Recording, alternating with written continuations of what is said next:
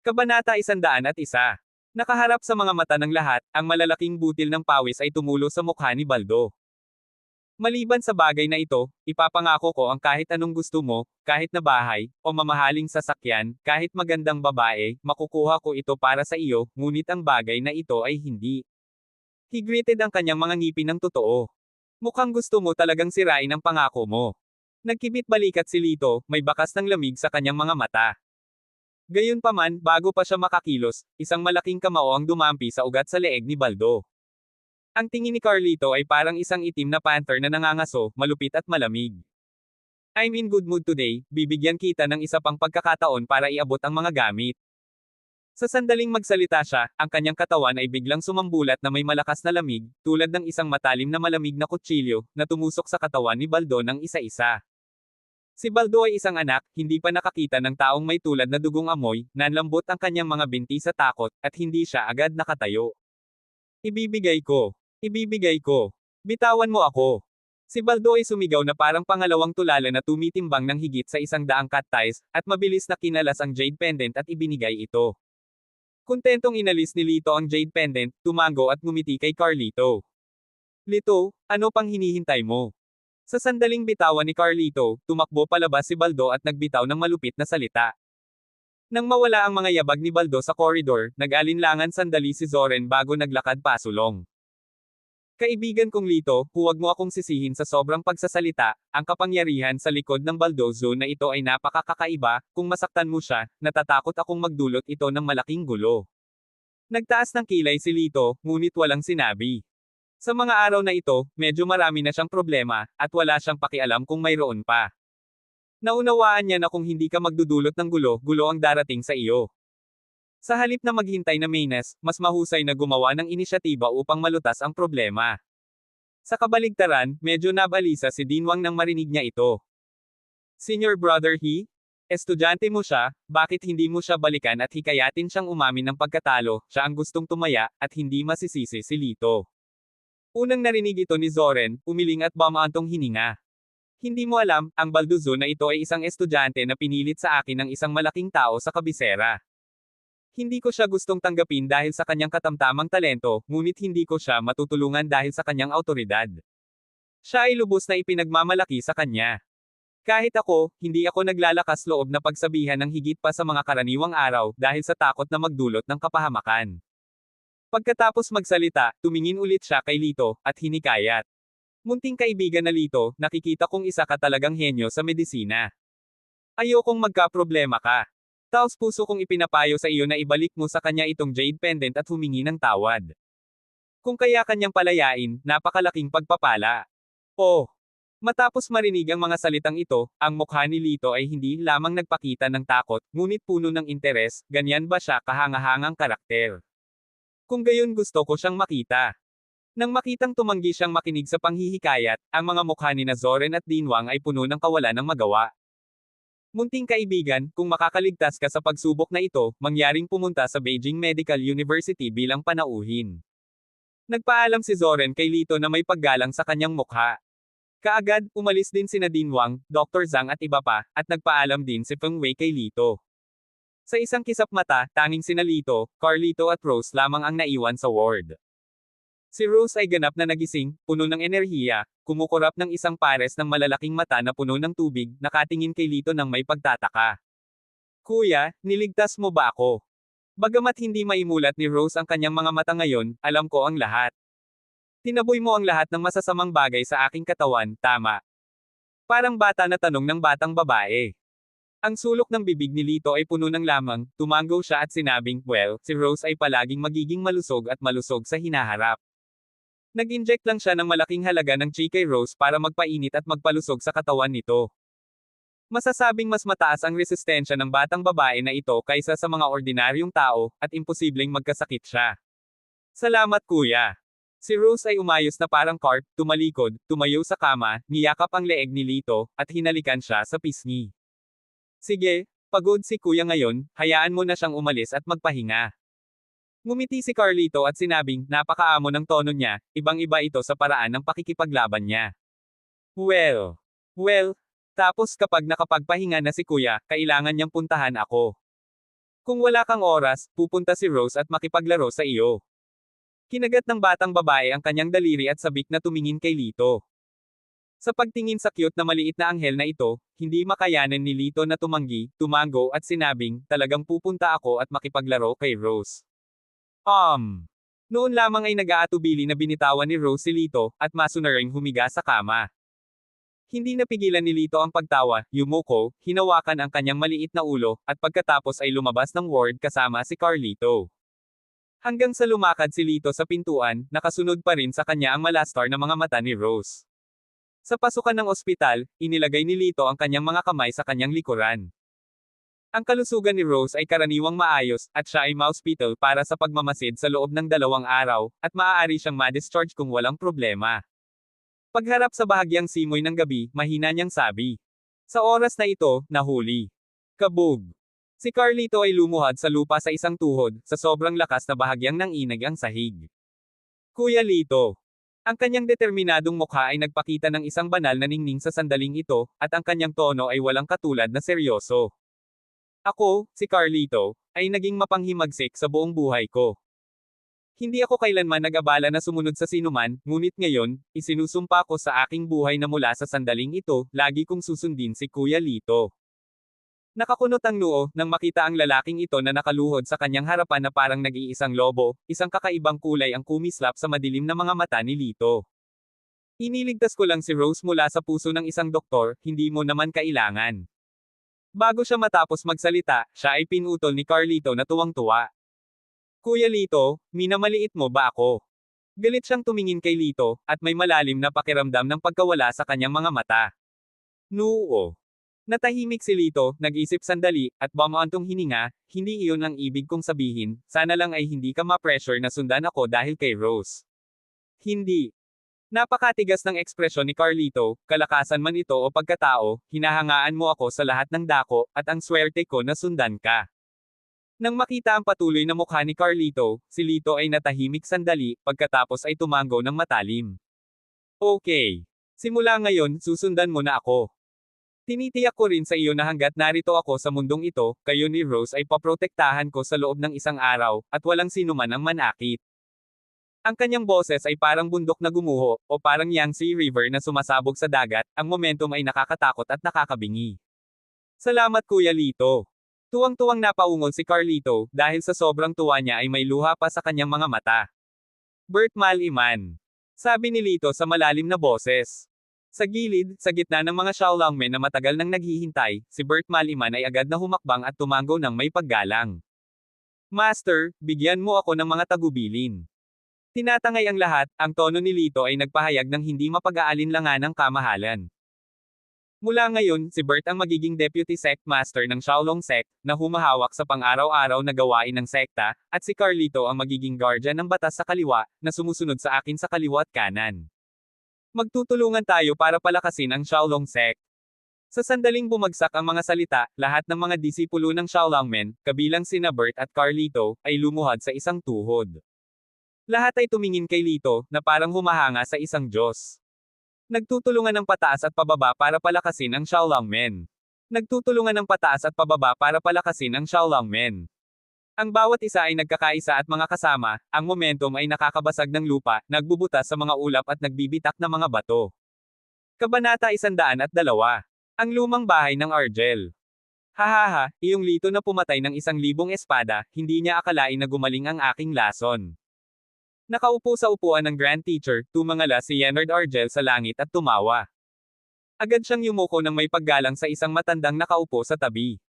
Salamat kay Dr. Jiang. Kinindatan niya ang katabi niyang katulong, at agad na iniharap ng katulong ang tray na may tseke. 1,000,000 ito. Sana ay hindi maiinis si Miracle Dr. Jiang dito. Ang matanda ay nakasuot ng kulay abong silk robe, ang kanyang kalahating kulay abo na buhok ay nakatali sa isang band sa tuktok ng kanyang ulo, at isang kahoy na hairpin ay natigil dito. Sa unang tingin, mukha siyang fairy. Gayunpaman, kung titingnang mabuti, bakas ang puot sa kanyang bahagyang duling at singkit na mga mata. Hehe. Magalang ka, konting effort lang. Ang sulok ng bibig ng matanda na nakasuot ng kulay abo ay nakakunot, at kinuha niya ang tseke ng maayos at inilagay sa kanyang mga bisig. Sa sandaling ito, humakbang pasulong silang Argel, pinagsalikop ang kanyang mga kamay, at nakangiting sinabi, hindi kailangang maging mapagpakumbaba ang henyong doktor na si Jiang. Kumuha kami ng daan-daang doktor, malaki at maliit, at wala ni isa sa kanila ang makakapagpagaling sa lason na ito. Ikaw lamang ang nakagawa nito. Ang titulong Little Medicine King ay talagang karapat-dapat. Nang marinig ito, hindi na napigilan ang pagkurbo ng bibig ni Mang Gujiang, at pumulupot ito ng mataas. Kaagad, lumubog ang kanyang mga mata, hinaplos niya ang kanyang bigot, at sinabi. Napakabagsik talaga ng lason ni Mr. Argel. Gusto niyang pahirapan ka sa lahat ng paraan bago ka patayin. Sa pakikipag-usap tungkol sa bagay na ito, nagsimulang lumibot ang kulubat na matandang mukha ni Leonard Argel nang maisip niya ang sakit na dinanas niya noong siya ay nalason. Hindi ako natatakot sa mga biro mo. Ang naglason sa akin ay nagngangalang Lito. Nagmula siya sa pamilya kong Argel at pinsan nilang. Dahil tinanggal siya bilang tagapagmana, nagtanim siya ng sama ng loob sa akin at gusto niya akong tanggalin. Lito Argel. Inikat ni Menggo ang kanyang balbas at pinag-isipan itong mabuti. Sa mga sikat na doktor na kilala niya, parang walang ganoong tao. Gayunpaman, ang laso na ito ay may isang tiyak na antas. Napakabata ng taong ito, sino ang sagradong disipulo? Habang nag-iisip si Menggo, isang mahina at pinong boses ng babae ang dumating.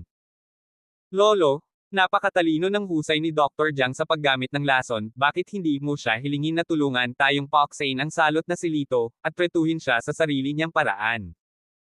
Si Linda Argel ay nakasuot ng maikling palda na nakatikip sa kanyang balakang, at lumakad pasulong na nakapilipit ang kanyang baywang, ang kanyang mga mata ay puno ng kasamaan. Tama si Linda, Dr. Jiang, handa ka bang tumulong? Ang aking pamilyang Argel ay maaaring magbigay sa akin ng ₱1,000,000, basta't kaya kong patayin ang batang iyon nang walang nakakapansin. Nanliit ang matandang mata ni Menggo, at ilang beses na lumingon ang maulap na bola ng mata sa kaakit-akit na katawan. Hoy, dahil bamuka ang bibig nitong pimagandang binibini, paano tatanggi ang matandang ito? Nang makilala niya ang kanyang walang prinsipyong mga mata, bahagyang nanlamig ang mukha ni Linda, ngunit nang maisipan niyang umasa sa iba para gawin ang mga bagay, wala siyang ibang pagpipilian kundi ang ngumiti ng nakakabigay puri at mag-alok ng isang tasa ng tsaa. Kung gayon gusto kong magpasalamat sa banal na doktor. Bahagyang tumango si Linda, at nang tumagilid siya, isang puting snow na tanawin ang lumitaw sa kanyang dibdib. Dahil dito, lalo pang nabighani si Menggo. Nang kunin niya ang tasa ng tsaa, sinadya niyang hinawakan ang kamay ni Linda na parang jade. Natigilan ang ekspresyon ni Linda, binawi niya ang kanyang kamay, at nang tumalikod siya, nagngagat ang kanyang mga ngipin at nagmura ng palihim. Matandang bastos. Hehe. Miracle Dr. Jiang? Magpahinga ka muna sa lounge, naghanda kami ng masaganang inumin para sa iyo. Hindi binago ni Leonard ang kanyang mukha, at pinalabas siya ng magalang, at nang siya ay lumingon, ang kanyang mukha ay lumungkot. Lolo, hindi talaga mabuting tao ang lalaking ito. Namula ang pisngi ni Linda, puno ng galit ang maganda niyang mga mata, at masiglan niyang pinunasan ng tisyo ang lugar na hinawakan ni Menggo. Wala ring magawa si Leonard, na may malamig na liwanag na kumikislap sa kanyang lumang mga mata, pagtiisan mo lang muna, at kapag naalis na niya si Lito, sisipain natin ang lumang bagay na ito. Sa sandaling ito, biglang tumunog ang cellphone nilang. Nang makita niya ang numero ng tawag ay agad na nagliwanag ang kanyang ekspresyon, at magiliw niyang sinagot ito. Miss Nina. Nang marinig ng lahat ang salitang Nina, lumingon ang kanilang mga mata kailang. Ang lahat sa pamilyang Argel ay naghihintay na umasa sa Jinchuang ointment para makabalik. Ang pinakamagandang pagkakataon ay ang drug fair bukas. Si Nina ang Chief Auction Officer ng Nolan Auction House, at siya rin ang namamahala sa drug fair bukas. Ang isang salita mula sa kanya ay maaaring matukoy ang buhay at kamatayan ng pamilya Argel. Miss Nina, please tell me. Really? That's great. Well, okay. Thank you, Miss Nina, for reminding me. Makalipas ang 2 minuto. Ibinaba nilang ang telepono, ang kanyang buong mukha ay puno ng walang kapantay na pananabik. Lolo, sinabi ni Miss Nina na maraming mersenaryong grupo ang nagustuhan ng ating Jinchuang ointment at tiyak na mag-o-order sila ng maraming bilang. Umaasa siya na makapaghanda tayo ng sapat na mga supply. Napakagaling. Nang marinig ito, hinampis ni Leonard ang mesa sa tuwa, at ang kanyang lumang pisngi ay namula sa tuwa, mabilis na umorder, bumili ng mas maraming hilaw na materyales, at dagdagan ang produksyon. Nang marinig ito, napakunot ang noo ni Uncle Julius, na isa sa tatlong elder ng pamilya Argel, gayunpaman, ang mga hilaw na materyales ng Jinchuang ointment ay napakamahal. Nag-invest kami ng malaking pera para makabili ng mga hilaw na materyales noon, at ngayon, 30% na lang ng working capital ang natitira. Ito ay $1,000,000, at hindi ka makakabili ng marami. Noong una ay binalak nilang maghintay hanggang sa maibenta ang unang batch ng Jinchuang ointment, at pagkatapos ay gamitin ang pera upang bumili ng higit pang mga gamot, ngunit sa ngayon, kung hindi nila matugunan ang kahilingan ng Nolan, natatakot sila na hindi sila masiyahan. Hinaplos ni Yenard ang kanyang baba, nag-isip sandali, at sinabi sa mahinang boses, halika rito, pumunta at kunin ang title deed. Nagulat si Uncle Julius, at tinitigan si Yenard, pupunta ka ba sa isang underground bank para magsangla ng usura? Umiling siya, hindi ba masyadong risky na gawin ito? Ano ang panganib?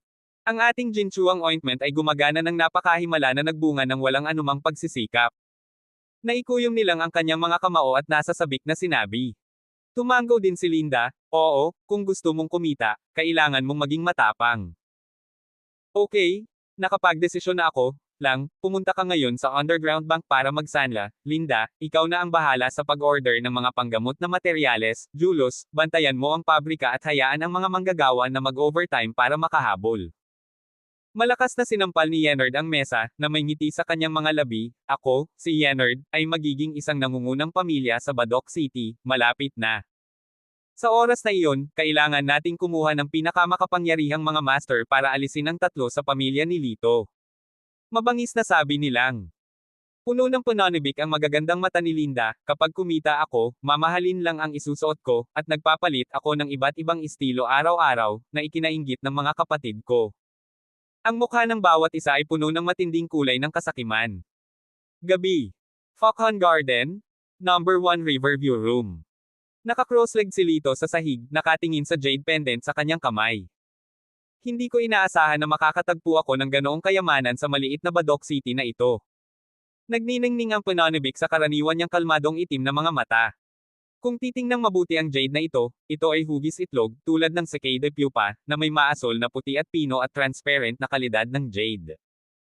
Ang mas kakaiba ay kapag hinawakan, ang jade na ito ay tila may temperatura, mainit at makinis, hindi kasing lamig at butas ng buto gaya ng ordinaryong jade. Nakatalasa, 9 volumes of Yin and Yang, na noong sinaunang panahon, mayroong isang uri ng magandang jade sa Lantian, na puti at berde ang kulay at mainit sa pagpindot. Maraming practitioner ang gumagamit ng ganitong uri ng jade para gumawa ng mga espesyal na tool sa mahika. Kahit na sa mga lugar kung saan ang espiritual na enerhiya ay manipis, hanggat mayroon silang jade magic tool, maaari silang mang-alap ng espiritual na enerhiya mula sa lahat ng direksyon, at ang epekto ng pagsasanay ay tataas ng libu-libong beses. Pagkatapos kitang gawing magic weapon, hindi ko na kailangang pumunta pa sa Yangtze Mountain para sa pagpino ng medisina o pagsasanay sa hinaharap. Hinawakan ni Lito ang jade pendant sa kanyang kamay at sinabi sa kanyang sarili. Kabanata 103.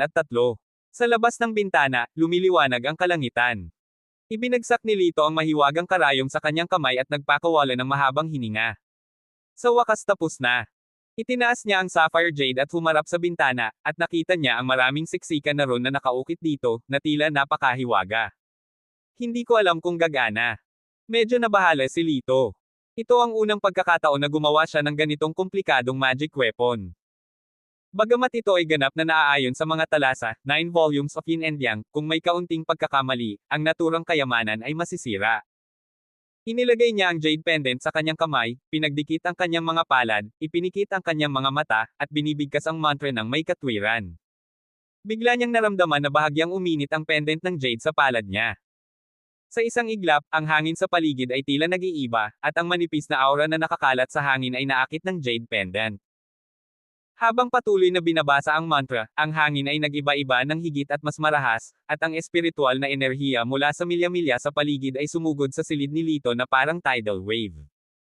Sa patuloy na pagdagsa ng espiritual na enerhiya, ang katawan ni Lito ay buong sakam na hinihigop ito, na parang hindi siya makakakuha ng sapat. Sa loob ng isang buong oras, nang masipsip ang huling bakas ng aura, biglang iminulat ni Lito ang kanyang mga mata, at isang gintong liwanag ang kumislap sa kanyang mga mata. Tawag. Nagpakawala siya ng mahabang hininga, at isang ulap ng puting ambon ang bumulaga sa kanyang bibig. Tumayo siya at nag-inat. Sa pagitan ng mga kalamnan at buto, may kaluskos na tunog. Sobrang cool. Tuwang-tuwang bulalas ni Lito. Hindi siya nakatulog kagabi, hindi lang siya nakaramdam ng pagod, kundi puno siya ng lakas. Hindi lang lahat ng chi na ginastos para gamutin si Senyo at iba pa ay napunan, ngunit ang chi sa katawan ay masagana kaysa dati. Ang aura na naabsorb sa oras na ito ay higit pa sa aura na naabsorb niya noong pinagsama-samang bumalik siya sa Badok City. Hindi katakataka na napakaraming practitioner ang pumalo sa iyo hanggang mamatay upang makipagkumpetensya para sa magic weapon. Kailangan kong sabihin na ang magic weapon ay talagang kahanga-hanga. Sa bagay na ito, ang cultivation ay ganap na mas epektibo. Napabuntong hininga si Lito, at maingat na iniligpit ang jade pendant. Pagtingin sa labas ng bintana, maliwanag na ang langit, at ang mga sulok ng kanyang mga labi ay pumulupot sa isang bahagyang ngiti. Nagsimula na sa wakas ang drug fair. Ngayon, ang mga asong iyon mula sa pamilya Argel ay tiyak na maaalala ito magpakailanman. Pagbaba niya, nakita niya ang kanyang ama na si Lino na nagbubuntong hininga na may hawak na pahayagan. Sa isang casual na sulyap sa nilalaman ng pahayagan, bahagyang ngumiti si Lito. Dad, ano pong problema? Inalog ni Lino ang pahayagan, tingnan mo, magsasagawa ng Nolan ng isang eksibisyon ng parmasyutiko ngayon. Ito ay isang beses sa isang buhay na pagkakataon. Lumahok ang lumang pabrika ng parmasyutiko ng Argel, ngunit ang aking maliit na pabrika ay hindi karapat-dapat. Sa ganitong paraan, kahit na ang gamot natin ay mas mahusay kaysa sa kanila, ngunit walang nakakaalam, ito ay walang silbi. Napabuntong hininga si Lino, labis na nanlulumo. Tinapik ni Lito ang balikat ng kanyang ama na may ngiti sa kanyang mukha. Dad, don't worry about this matter. Sa akin, kailangan mo lang bantayan ang pabrika at suriin ang kalidad. Pagkatapos ng isang pause, nagpatuloy siya, maaaring kailanganin nating tanggapin ang isang malaking order ngayon, hilingin mo sa nasa pabrika na lumapit. Malaking listahan. Laking gulat ni Lino, gaano ito kalaki? Nag-isip sandali si Lito, konserbatibo, kailangan natin ng 100,000 bote. Ubo-ubo-ubo. Nabulunan si Lino sa sarili niyang laway, at inilagay ang kamay sa noo ni Lito, anak, okay ka lang ba? Gising ka na ba? Kinawian ni Lito ang kanyang kamay, okay, hindi ko nasasabihin sa iyo, kailangan ko munang umalis. Sa oras na ito, tumakbo palabas ng kusina si Chenner na may dalang plato, kuya, ayaw mong kumain, espesyal na ginawan kita ng sandwich. Kinuha ni Lito ang sandwich, inilagay ito sa kanyang bibig, kumaway sa kanilang dalawa, at nawala sa isang iglap. Oy, ewan ko ba kung anong pinagkakaabalahan ng mabahong brat na ito araw-araw. Wala siyang nakikita buong araw. Si Lino ay mukhang walang magawa. Dad, huwag mo nang pag-usapan si kuya, may kanya-kanyang paraan siya. Nang marinig ang mga reklamo ng kanyang ama, nagalit ang amo ni Chenner, at napaawang ang kanyang bibig. Napabuntong hininga si Lino, at nakangiting sinabi, okay, wala akong sasabihin, magkapatid kayo ay may iisang isip, how dare I offend you. Sabi niya pero sobrang gamaan ang loob niya. Ang 10 taong paghihiwalay ay hindi nagpahiwalay sa 2 anak na lalaki at babae sa isa't isa. Ito talaga ang biyaya ng langit. Nolan Auction House, Hall 2. Nang dumating si Lito, nagsimula na ang eksibisyon sa loob ng 10 minuto. Sa bulwagan ng libu-libong metro kwadrado, 12 ng mga pabrika ng parmasyutiko ang nakalinya ng paisa-isa, na nagpapakilala ng mga gamot sa mataong mga customer. Ang mga kliyenteng ito ay isang halo-halong bag, kabilang ang matatangkad at makapangyarihang mga mersenaryo, matatalinong negosyante na may tusong mukha, mga komisyoner na ipinadala ng malalaking pamilya, at mga miyembro ng pamilya ng mga pasyente na may malungkot na mukha. Gayunpaman, isang bagay ang tiyak na dahil sa mekanismo ng pagsusuri ng Nolan, lahat ng mga kliyenteng ito ay mayaman at makapangyarihan, na may hawak na maraming pera sa kanilang mga kamay. May kislap sa kanyang mga mata, ibinigay ni Lito ang access card sa guard at pumasok. Guru. Nakahakbang pa lang siya ng kalahating talampakan, at dumating ang isang matanda, ngunit partikular na mataas ang tono. Sinundan ni Lito ang prestihiyo, at nakita si Mike Erman na tuwang-tuwang tumatakbo palapit sa kanya. Master, hindi ko inaasahan na darating ka rin. Sa kanyang mga mata, may liwanag ng pagsamba. Hoy, hindi ako ang iyong master. Walang magawa si Lito. Napakamot si Mike sa tuktok ng kanyang kalahating kalbo na ulo at ngumiti, anyway, sa isip ko, ikaw ang aking master. Sabi nga sa kasabihan, hindi mo inaabot para tamaan ang nakangiting tao. Sa pagharap sa bastos na lalaki na ito sa edad na 50, nagpasya si Lito na tretuhin siya tulad ng isang plaster ng balat ng aso at huwag na lang siyang pansinin. Hahanap na sana si Lito ng sarili niyang booth nang bigla niyang narinig ang boses ng pagmumura sa gilid. Ang liit mong babae ay hindi tapat, nagtipid ka pa. Kasunod ng prestihiyo, nakita ang isang nasa katanghaliang gulang na babae na nakatayo sa harap ng isang herbal medicine stall, nakasuot ng napakarangal, may makapal na pampaganda, ginto at pilak, at mukhang isang marangal na babae. Itong marangal na babae ang nagmura. Ang napagalitan ay isang babae sa stall ng gamot. Hindi naman gaanong katandaan ang dalaga, 17 o 18 taong gulang pa lamang, payat at maputi, at napakasimple ang pananamit. Kahit na ang kanyang hitsura ay hindi kasing kaakit-akit tulad ni Fetong at Ling Morgan, siya ay napakadalisay, tulad ng isang puti at pinong bulaklak, na naging dahilan upang hindi mapaglabanan ng mga tao ang pagnanais na protektahan siya. Sa sandaling ito, puno ng hinanakit ang mukha ng dalaga, ngunit ang mga labi nito ay mahigpit na nakaawang, ayaw sumuko. I'm not being dishonest. Yung mga medicinal materials na binigay ko sa'yo kanina ay puro cut ties. Sa mga mata ng marangal na ginang, ang nagngangalit na galit ay agad na sumibol, itinuro siya at pinagalitan, ang ibig mong sabihin ay ninakaw ko ang mga kagamitang panggamot, ikaw na maliit na babae, hindi mo man lang tinanong kung sino ako, paano mo ako sinisiraan. Sa sandaling ito, maraming tao ang nagkukumpulan, nag-uusap sa mababang boses ng paisa-isa. Ang taong ito ay napakayaman sa unang tingin, paano siya magnakaw ng isang bagay. Tama, sa tingin ko kasi hindi bihasa ang babaeng ito sa trabaho kaya mali ang tawag niya sa sarili niya. Sa pakikinig sa mga pananalitang ito, namumula ang mga mata ng dalaga sa hinaing, at mariing sinabi, hindi ako nagkamali, kulang lang ito sa kanyang kamay. Snap! Nang matapos siyang magsalita ay nagtaas ng kamay ang babae at sinampal siya ng malakas. Munting bastos. Mukha kang kawawang babae sa unang tingin. How dare you slander my old lady, maniwala ka man o hindi, hindi mo kayang bayaran. Mabilis na namula ang makatarungan at malambing na mukha ng dalaga. Sa pagharap sa pagiging agresibo ng dalawa, kinagat niya ang kanyang labi, ngunit tumanggi siyang sumuko. Sa sandaling ito, mabilis na naglakad ang isang nasa katanghaliang gulang na lalaki na nakasuot ng formal na damit. Sure, anong nangyayari?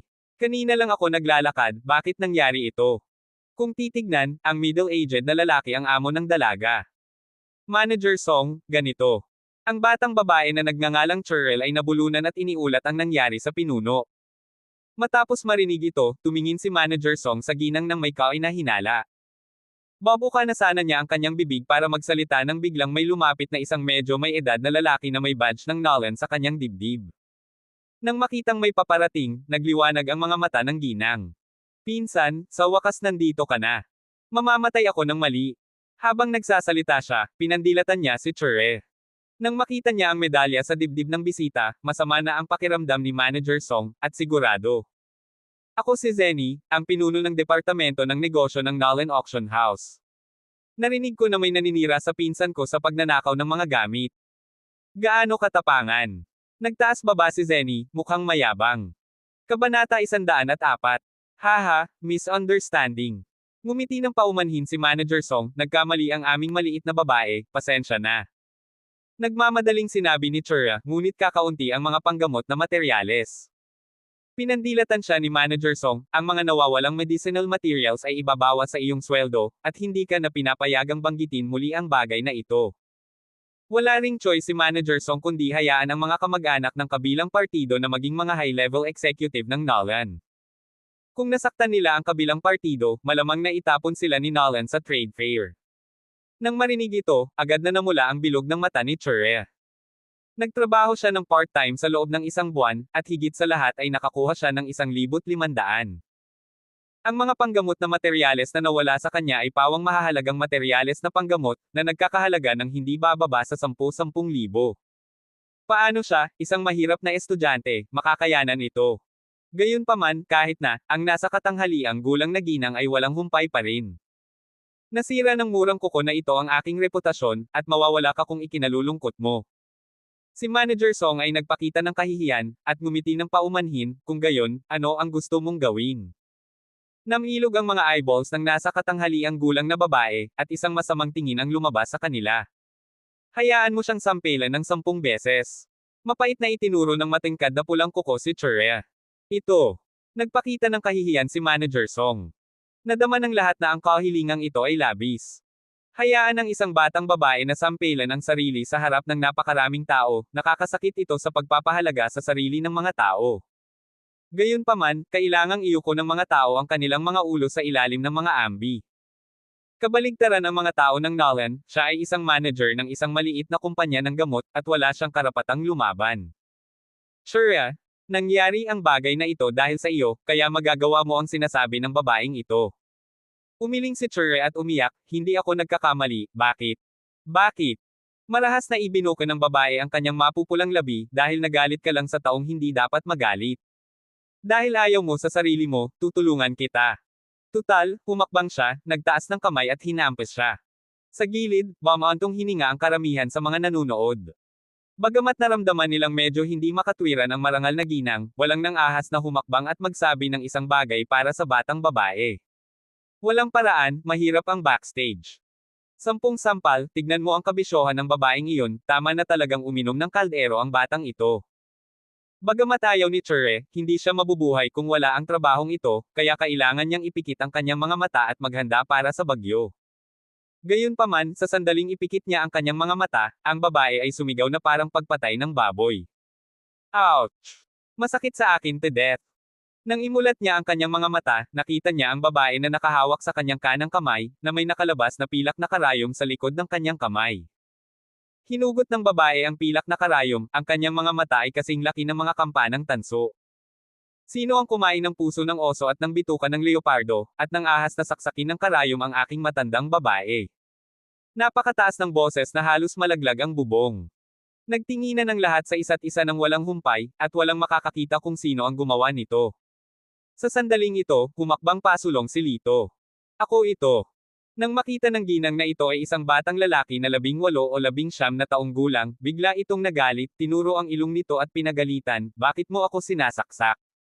May mga inaanak ngunit hindi pinalaki ng ina. Nang marinig ito, isang malamig na liwanag ang sumilay sa mga mata ni Lito. Ang babaeng ito ay natapakan ng isa sa mga bottom lines ni Lito ng tumpak, ang kanyang ina. Bago pa makapag-react ang lahat, bigla na lang siyang nagtaas ng kamay at sinampal. Pak! Si Lito ay hindi gumamit ng maraming lakas, ngunit dahil sa tunay na enerhiya sa kanyang katawan, ang casual na sampal na ito ay 10 beses na mas malakas kaysa sa isang ordinaryong tao.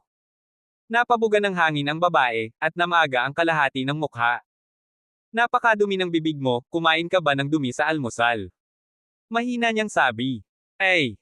Parang baliw ang babae, namumula ang mga mata sa galit, if you dare to hit me, I will not let you go, pinsan. Dahil biglang nangyari ang eksenang ito, hindi man lang nag-react si Zenny, ngunit sa sandaling ito, bumalik siya sa kanyang katinoan sa isang iglap. Tinitigan niya muna siya, at nakita niya na ang batang ito ay nakasuot ng ordinaryong damit, hindi siya dapat bata mula sa isang mayamang pamilya, marahil siya ay isang lalaki mula sa ilang kumpanya.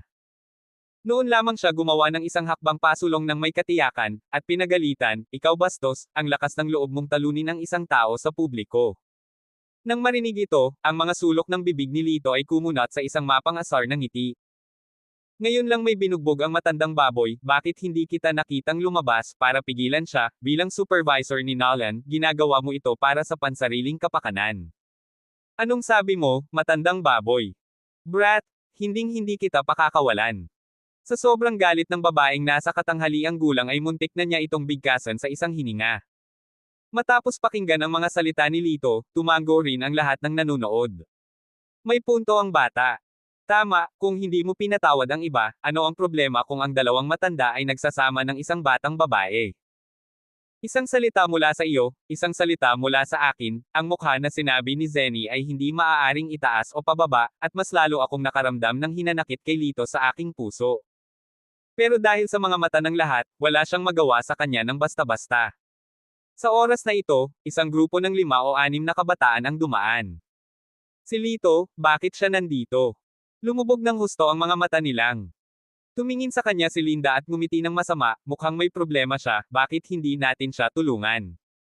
Habang nagsasalita siya, kinuha niya ang ilang miyembro ng pamilya Argel at sabay na naglakad. Lumakad pasulong silang, tumingin kay Lito at nagsabi. I know this guy.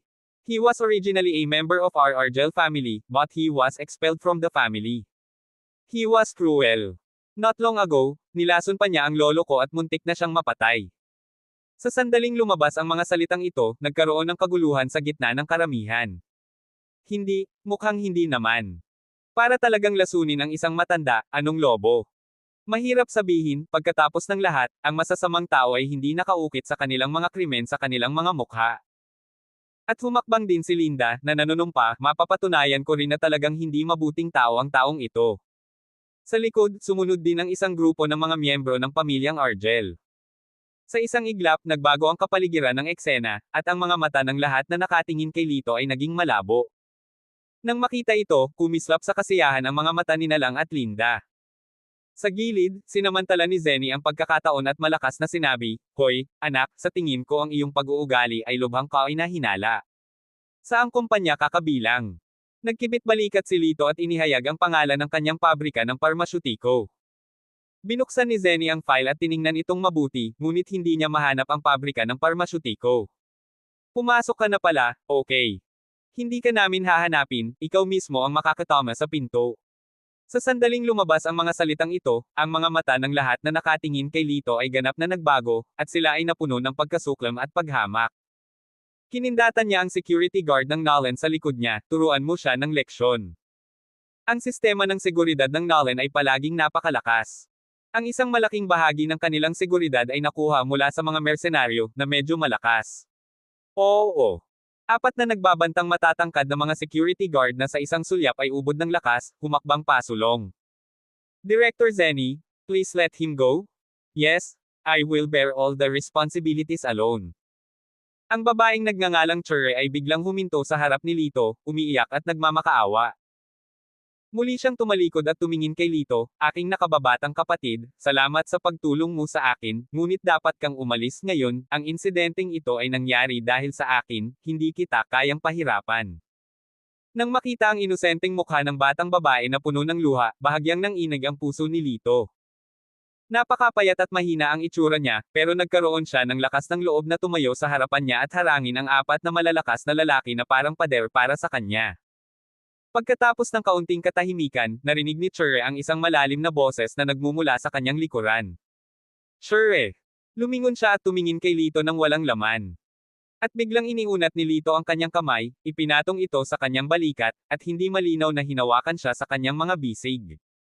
"How can you let a girl face this kind of thing? What you have to do is wipe away your tears and watch how I knock this gang of 5 and 6 bastos to the ground." Madilim ang kanyang mga mata at ngumiti. Nang makita ang kanyang ngiti, ang puso ni Chure ay nanginig ng husto, isang hindi maipaliwanag na init ang pumuno sa kanyang dibdib na parang tubig. Karaniwan, ayaw niyang hawakan ng mga lalaki, kahit ang paghawak sa kanyang mga daliri ay nasusuka siya. Gayunpaman, sa sandaling ito, ang mainit at makapangyarihang kamay na iyon sa kanyang balikat ay hindi nagparamdam sa kanya ng inis, sa halip ay ginawa siyang protektado, at isang mainit na pakiramdam ang kusang lumitaw. Kabanata 105. Hehe. Boy, gusto mo ba ng hero na magliligtas sa kagandahan? Mabangis na ngumiti si Zenny, sa kasamaang palad, mali ang napili mong lugar, hindi si Nolan ang lugar para maglaro ka ng ligaw. Nang makita ang mga security guard na papalapit kay Lito, balisang lumingon si Mike. "Titingnan ko kung sino ang maglalakas loob na hawakan ang aking amo." Lumapit siya at tinitigan si Zenny, "Alam mo ba na kahit si Fugo Takashi, na kilala sa lungsod ng Badok, ay itinuring ang aking master bilang isang panauhing pandangal. Kung sino man ang maglakas loob na hawakan siya ng buhok, ipaalam kay Fugo, at hinding-hindi siya pababayaan ng basta-basta." Sa sandaling lumabas ang mga salita ni Mike, ang dose-dose ng mga tao sa paligid ay tumahimik saglit. Nagkatinginan ang mga tao, at saka nagtawanan. "Hahaha, kilala ni Fugo Takashi ang ganitong klaseng tao. Talagang natawa ako. Kung siya ang pinarangalan na panauhin ni Fugo, ako ang magiging tunay na ama ni Fugo Takashi." Humagalpak din ng tawa si Zenny, "Kilala mo talaga ang batang ito bilang iyong master. Isa ka bang matanda na may sakit sa pag-iisip? Ikaw." Namula ang mukha ni Mike sa galit, "Kung hindi ka maniniwala sa akin, siguradong pagsisisihan mo ito, hindi ordinaryong tao ang amo ko. Matanda, kung hindi lang sa edad mo, sabay-sabay ko kayong tuturuan ng leksyon." Isang security guard ang humakbang at dinala si Mike sa isang tabi. "Pinsan, ano pang hinihintay mo? ang yabang ng batang ito, hindi niya sineseryoso ng Nolan, bakit hindi mo siya bilasan at turuan siya ng leksyon? Tinakpin ng nasa katanghaliang gulang na babae ang kalahati ng kanyang namamagang mukha, nagalit ang kanyang mga mata, at hindi na siya makapaghintay na turuan si Lito ng leksyon. Ngunit alam niya na hindi siya ang kalaban ni Lito, kaya patuloy niyang hinihikayat si Zenny. Sinalang, Linda, at lahat ng miyembro ng pamilya Argel ay sumunod at nagbubo. Kahit sino ay maaaring makalusot sa Nolan, hindi ba ito ay tanda ng Nolan? Tama, kung hindi mo ako tinuturuan ng magandang leksyon at patayin ang mga manok para gawing halimbawa sa mga unggoy, paano mo makukumbansi ang karamihan? Ang pangungusap na ito ay direktang nagpasindak sa isipan ni Zenny, at hindi na siya nasisiyahan kay Lito, at umaasa sa kanyang sariling katayuan, hindi niya maiwasang maglaro ng kagilahil-alas. Security, bigyan mo ang batang ito ng isang mahusay na pambubugbog, sampelan siya ng ilang malalaking bibig, at itapon siya. Sigaw niyang utos. Sa oras na ito, si Lito, na matagal nang nanahimik, ay biglang nagtaas ng sulok ng kanyang bibig. Wala akong oras makipaglaro sa iyo ngayon, pero kung pipilitin mong maglaro, natural na sasamahan kita hanggang dulo. Mukha siyang walang pakialam. Gayunpaman, pinapaalalahanan kita na hindi mo ako kayang i-provoke. Habang nagsasalita, may bakas ng lamig ang sumilay sa itim niyang mga mata. Ang mga salita ni Lito ay nagpatawa muli kay Zenny. Anak, natatakot ka yata, huwag mo akong takutin dito, gusto kong makita kung ano ang mangyayari sa iyo kung i-provoke kita. Hindi lang si Zenny, kundi pati sinalang, Linda at iba pa ay hindi napigil ang pagtawanan. Sa kanya lang umaasa, malalaman din niya si Fugo. Yabang talaga na hindi mag-draft. Hehe, magpanggap siyang agresibo, at malapit na siyang malinisan.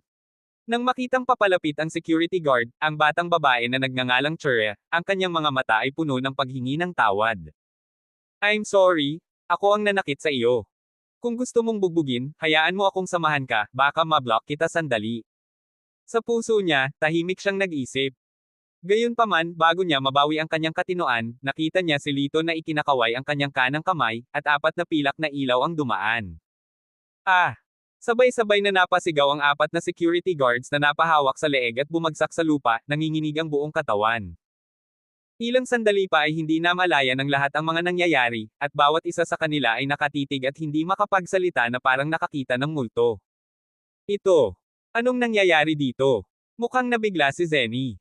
Ang isang security guard ay naglabas ng isang pilak na karayom sa kanyang leeg, at sinabi sa sakit, may nanakit ng isang tao gamit ang isang nakatagong sandata. Hindi ko magagamit ang aking lakas sa ngayon. Biglang natauhan si Zenny, biglang tumingin kay Lito, tinuro siya at sinabing, ikaw. Ginawa mo naman di ba?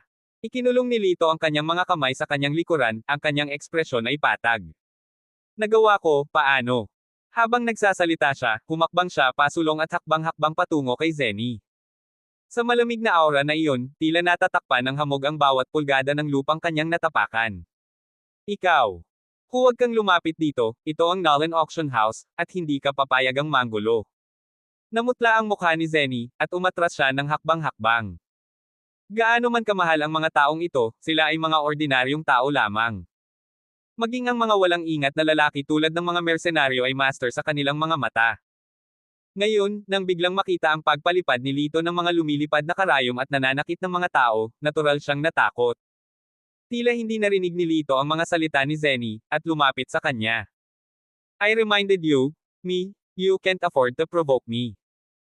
Gaya ng sinabi niya, pinitik niya ang kanyang daliri, at may 2 pulgadang pilak na karayom nang nakaklamp dito. Ngayon, nalantad mo na ang hindi bababa sa 5 patay na lugar sa harap ko, at isang karayom ang kailangan ko para ipadala ka sa hari ng kamatayan. Ang mga salitang ito ay natakot kay Zenny, nanlambot ang kanyang mga tuhod, at napaupo siya sa lupa. Dahan daw ang tumingkayad si Lito at tumingin sa kanya. Gusto mo bang mabuhay? May halos malupit na ngiti sa labi niya. Si Zenny ay nanginginig at hindi makapagsalita, tumango lang siya ng desperado. Mabuti. Ibinaling niya ang kanyang ulo, at ang kanyang mga mata ay nahulog sa dalaga. Chure, go, sampilan ang matandang bruhang iyon ng 10 beses. Ah! Ang dalisay na mga mata ni Chure ay nakadilat, hindi inaasahan na magiging ganito. Sa sandaling ito, ang mga mata ng mga nanunood ay tumingin kay Lito ng may higit na kahulugan. Hindi katakataka na maglakas loob kang maging isang bayani upang iligtas ang kagandahan, kaya mayroon kang ilang mga kasanayan. Bumaba ang mga ekspresyon ni Nalang at Linda, na parang nagngangalit ang kanilang mga ngipin.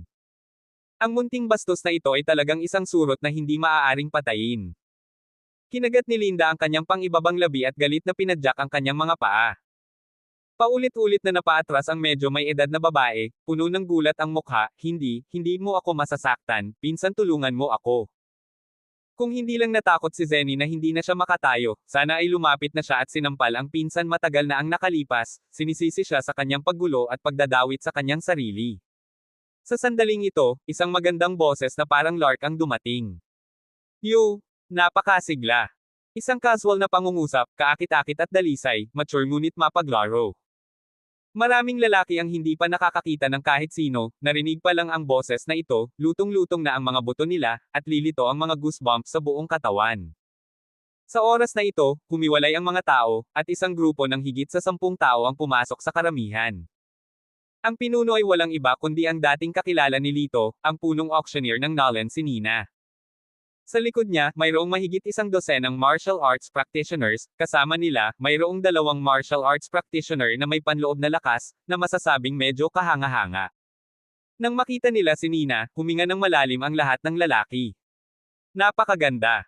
Taos puso nilang pinuri ito. Madilim na kulay abo-berde na mga mata, balat na parang gatas, makapal na kulay ng kastanyes na buhok na parang damong dagat, isang madilim na berdeng tonika na damit ay nagbabalangkas sa isang mapagmataas na figure, marangal na ugali, tulad ng isang prinsesa mula sa ibang bansa. Nang makita ni Zenny ang taong paparating, biglang lumiwanag ang kanyang mga mata, na parang nakakita ng isang tagapagligtas. Miss Nina, sa wakas nandito ka na, may lalaking naririto para manggulo.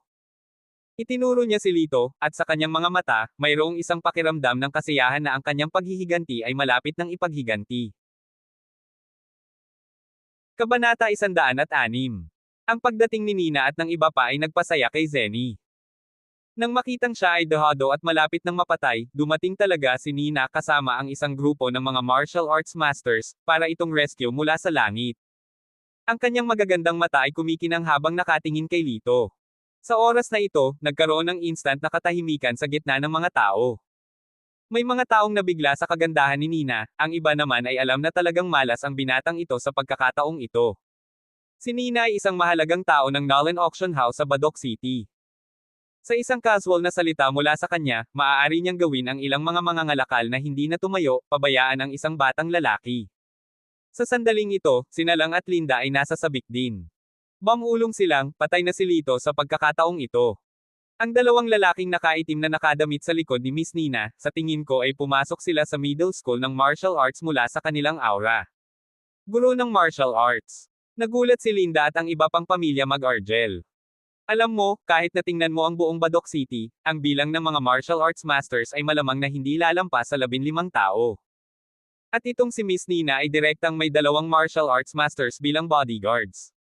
I have to say na generous talaga ang Nolan. 2 martial arts masters, not to mention 1 Lito, kahit na may 10, mamartilyo sila sa meatloaf. Tumawa ng mahina si Linda, pagkatapos ay tumingin kay Lang. Kamustahin natin si Miss Nina. Nagkatinginan ang magkapatid, ngumiti ng masama, at sabay na naglakad. Miss Nina, I'm Lang Argel from Argel's Pharmaceutical. Kakausap lang natin sa phone kahapon. Sinadya nilang na nagsalita ng malakas, na may mapang-asar na ekspresyon sa kanyang mukha. Nang makita ito ng iba, lahat sila ay nagpakita ng inggit. Sa pangkalahatan, kapag nakikipagtulungan ang mga mangangalakal sa Nolan, nakikipag-ugnayan sila sa mga kawani ng pagbebenta, at hindi man lang nila makikilala si Nina. Ang taong ito ay maaaring makipag-usap ng direkta kay Miss Nina, na talagang nakakainggit sa iba. Ramdam ang paghangang mga titig, hindi na maipagmamalaki nilang, kung siya ay may buntot, siya ay lilipad sa langit. Lumapit siya kay Nina at excited na iniunat ang kamay. Ang pares ng catkins ni Nina ay balingkinitan at malambot, maputi at may kintab, kung gaano karaming lalaki ang nangangarap na hawakan ito sa kanilang mga palad, ngunit ito ay isang akala lamang. Kahapon lang din umasa silang sa tawag kay Nina kaya nagkaroon siya ng lakas ng loob na hintayin si Nina na ipakita ang balingkinitang kamay nito. Gayunpaman. Ngunit tila hindi siya nakita ni Nina, lumagpas siya sa kanya, at magiliw na lumapit kay Lito.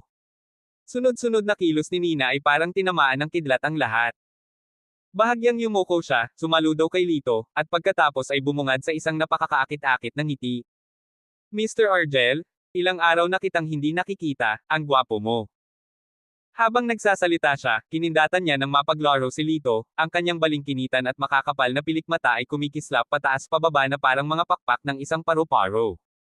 Kung titingnan ng eksenang ito, ang lahat ay parang kidlat, bawat isa sa kanila ay naayos sa lugar na parang isang eskultura ng plaster. Labis na nagulat si Nalang at Linda na halos lumuwa ang kanilang mga eyeballs. Paano ito posible? Paanong makikilala ng walang katulad na maharlikang si Miss Nina ang mukhang ordinaryong batang ito? Ang mas nakakatakot ay ang ugali ni Miss Nina sa batang ito ay napakagalang. Kung ikukumpara sa nag-aalalang karamihan, si Lito ay mas kalmado. Ahem, Miss Nina, tigilan mo na ang pang-aasar sa akin. Hinawakan ni Lito ang kanyang ilong at walang magawang sinabi. Sa pagharap sa napakagandang kagandahan, maging si Lito ay hindi mapakali. Lalo na itong maliit na duwende na tila sinasadya, sa tuwing makikita siya ay tuloy-tuloy ang paglabas ng kanyang magagandang mata. Nang marinig ito, tinakpan ni Nina ang kanyang bibig at ngumiti ng nakakaloko, na kumurap sa kanyang mga mata na puno ng malatubig. Mr. Argel is humble, I really feel so. Bagamat tila nagbibiro siya na parang walang nangyari sa ibabaw, siya lang ang nakakaalam na nang makita niya si Lito, ang kanyang tibok ng puso ay medyo bumilis kaysa karaniwan, at maging ang kanyang paghinga ay medyo maikli. Mula nang makita niyang binugbog ang Medicine King na si Ryan Tupac gamit ang sarili nitong mga mata noong nakaraang pagkakataon, hindi na niya tinatrato ang binatang ito bilang isang ordinaryong tao. Nung nakita niya ulit siya ngayon, naramdaman niyang mas energetic siya kaysa sa mga nakaraang araw, at mas malakas ang aura niya. Ngunit pagkatapos ng ilang araw ng pagsusumikap, tila ang cultivation base ay naging mas pino. Pinaikit ni Nina ang kanyang mga mata ng pusa, tumingin sa batang lalaki sa kanyang harapan, at bumantong hininga sa kanyang puso. Ang hindi niya alam ay kagabi ay naka-absorb si Lito ng malaking halaga ng aura sa pamamagitan ng Jade Magic Artifact, at ang kanyang cultivation ay tumaas ng 20% kumpara sa dati. At si Lito, natural, ay hindi basta-basta magsasabi sa kanya ng ganoong bagay. Sa gilid, pinanood ni Zenny ang eksenang ito, halos bumagsak ang kanyang mga eyeballs sa lupa, at naisip, tapos na. Gayunpaman, hindi lamang. Sa oras na ito, isa pang tao ang dumating mula sa karamihan. Kuya Lito. Isang masiglang boses ang nagmula sa malayo, at isang nasa katanghaliang gulang na lalaki na nakasot ang mabilis na naglakad na may malalakas na hakbang. Sa gitna ng karamihan, may nakakilala sa taong darating. Mr. Zhao, iyan ang General Manager ng Badok Branch ng Nolan Auction House. Mr. Zhao. Ano? Ngayon lang ba niya tinawag na kuya, ang batang iyon? Hindi pwede. Sa gitna ng pagtataka o gulat ng mga mata ng karamihan, niyakap ni Ginoong Zhao si Lito. Kuya Lito, kailan ka dumating? Espesyal akong nag-utos na may maghintay sa iyo sa pintuan, ngunit na-miss ko ito. Itinulak ni Lito si Mr. Zhao na may mga itim na linya sa kanyang ulo, at tumingin sa kanya ng walang imak. Mukhang hindi sila close ni Mr. Zhao para tawaging magkapatid. Napagtanto din ni Ginoong Zhao na ang kanyang pag-uugali ay medyo walang ingat, na may ngiti sa kanyang mukha. Tinitigan siya ni Lito at bahagyang ngumiti. Mr. Zhao, mukhang napaka-energetic mo. Namula ang mukha ni Mr. Zhao sa isang ngiti, at hininaan niya ang kanyang boses at sinabing, hindi ba salamat sa pil ni Brother Lito, ang aking kasalukuyang lakas ng katawan ay mas mahusay kaysa noong bata pa ako. Hehe, mabuti naman. Ngumiti si Lito at tumango. Nang makita ang dalawa na nag-uusap sa mahinang boses, silang ay nagseselos na malapit na siyang sumabog. Ang bastos na ito, paano niya nakilala sina Miss Nina at Mr. Zhao?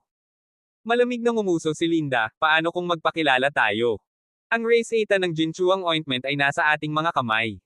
Hanggat mayroon tayong magagandang produkto, natatakot ako na hindi natin maabutin si Miss Nina. Walang anuman si Lito.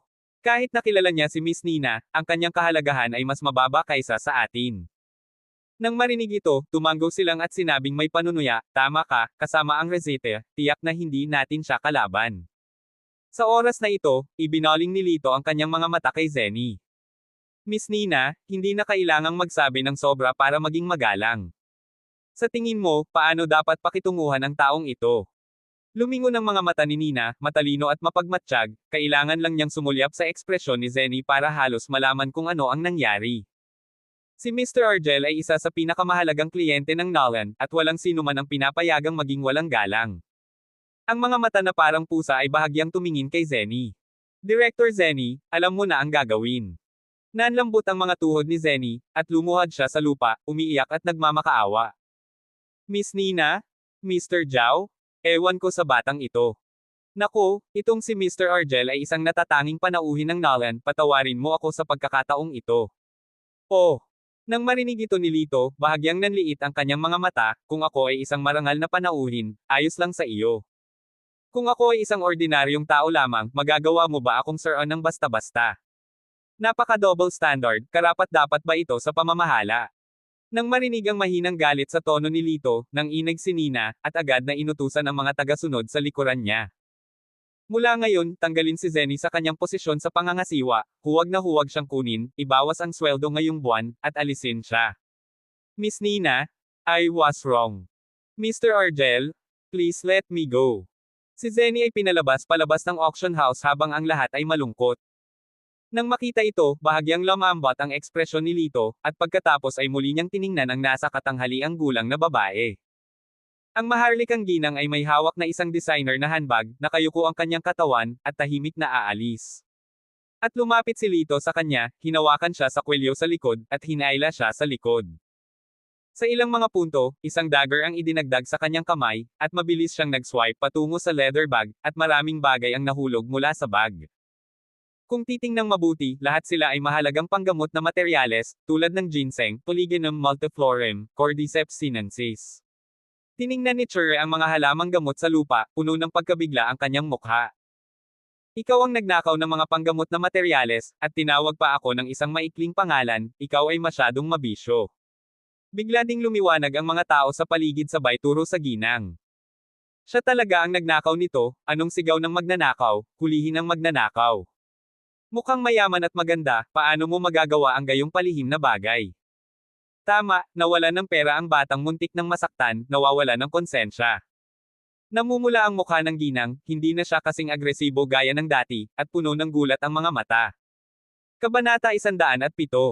Bagamat hindi kumbinsido ang marangal na babae, mayroong parehong saksi at materyal na ebidensya, kaya hindi niya ito mapabulaanan. Nakatitig lang siya kay Lito. Sure, hindi ba gustong sampilan ka ng babaeng ito ng 10 beses ngayon, maaari mo nang bayaran iyon. Tumingin si Lito kay Chure at mahinahong sinabi. Ah! Kinagat ni Chure ang kanyang labi at nag-alinlangan sandali. Kinawian ng ginang ang kanyang mga braso at nagmura, titingnan ko kung sino ang maglakas loob na talunin ako, hindi ako vegetarian. Ay, oo. Ngumisi si Lito, pinitik ang kanyang mga daliri, at isang pilak na karayom ang lumipad palabas. Isang espesyal na pampamanhid ang pinahiran sa pilak na karayom, ngunit sa isang iglap, hindi makagalaw o makapagsalita man lang ang ginang. Bagamat hindi siya makagalaw, hindi man lang naapektuhan ang kanyang perception, at lumakas pa. Sa madaling salita, kahit isang mahinang hampas, ang sakit na naramdaman niya ay higit sa 10 beses sa aktwal na sakit. Kaya ko ba talaga? Kinagat ni Chure ang kanyang mga labi, pinagpapawisan ang kanyang mga palad sa kaba. Napakasuklam ng babaeng ito, hindi lamang nagnanakaw ng mga bagay, kundi sinisiraan din siya ng walang prinsipyo, na halos magdulot sa kanya ng parusa. Bagamat mukhang hindi nakakapinsala si Chure sa mga tao at hayop, hindi siya isang puting lotus na bulaklak sa kanyang puso, malinaw niyang nakikilala ang mabuti at masama. Ngumiti si Lito at binigyan siya ng mapagkakatiwalaang tingin, kaya mo. Sa wakas ay nakapagdesisyon na siya, kinuyam ang kanyang mga kamao, lumapit sa babae, at itinaas ang kanang kamay ng mataas. Pak! Wala pa siyang nataman noon, kaya walang gaanong lakas ang sampal na ito. Pero, tila nasaksak ng kutsilyo ang babae, at ang buong mukha niya ay pumikit sa sakit. Ang pag-ungol ng boses na ito ay bumulaga sa lahat. Tumawa si Lito sa gilid. Mukhang hindi naman masama ang epekto ng gamot na ito. Sa gilid, sumulyap si Nina kay Lito, at nakitang bahagyang nakataas ang mga sulok ng kanyang bibig, itinikom ni Nina ang kanyang mapupulang labi. Lumapit siya sa tainga ni Lito, kinagat ang kanyang tainga, huminga na parang asul.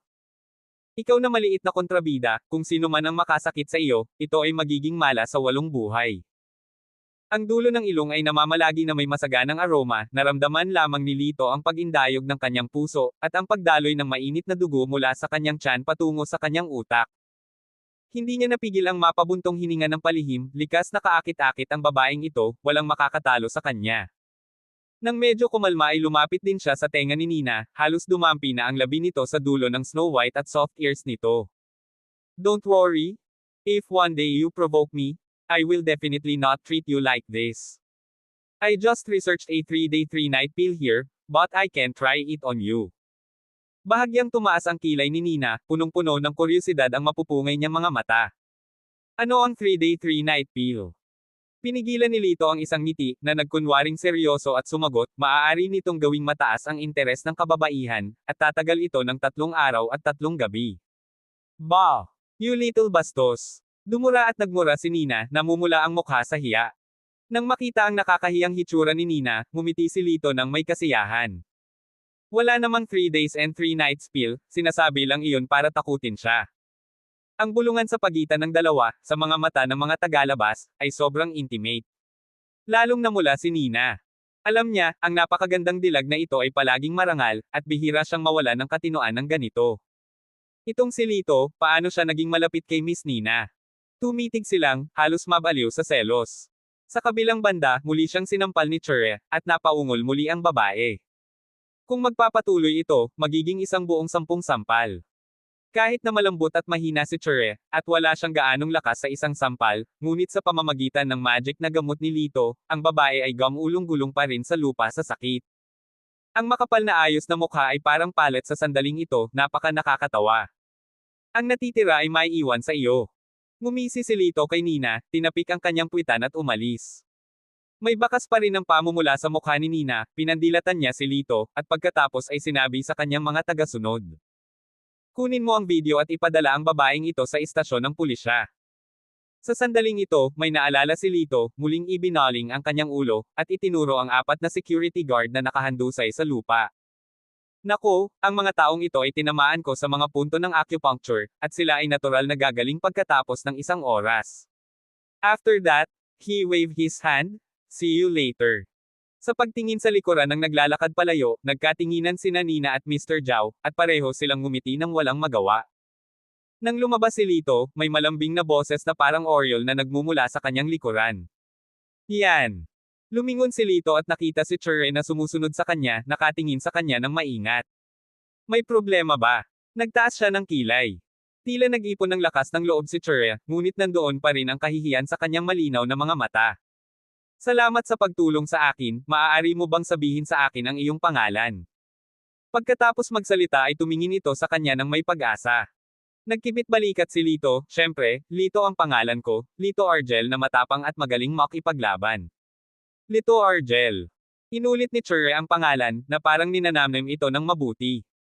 May gagawin pa ako, see you later. Kumaway si Lito sa kanya, tumalikod at umalis. Nang makitang nawala ang figurang iyon sa karamihan, ang tingin ni Chure ay napuno ng bakas ng pagkawala. Siguro in the future. Hindi na tayo magkikita.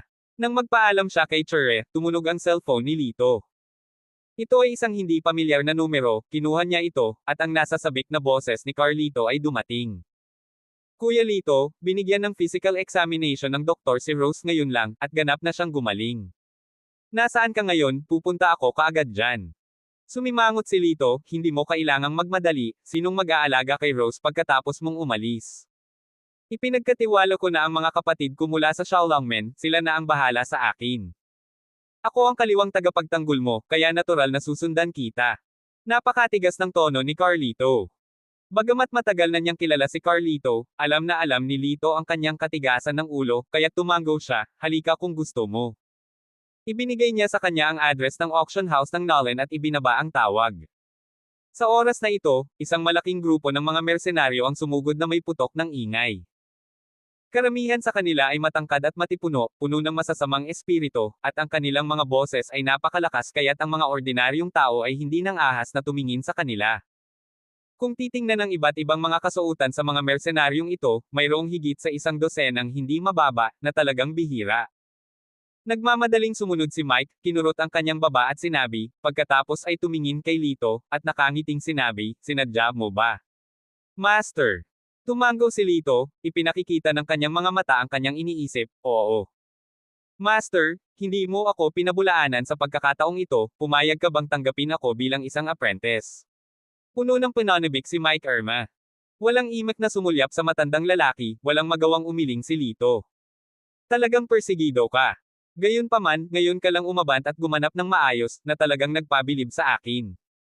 Magsikap at maglaro ng maayos. Pagkasabi niyan, tinapik ni Lito ang kanyang balikat.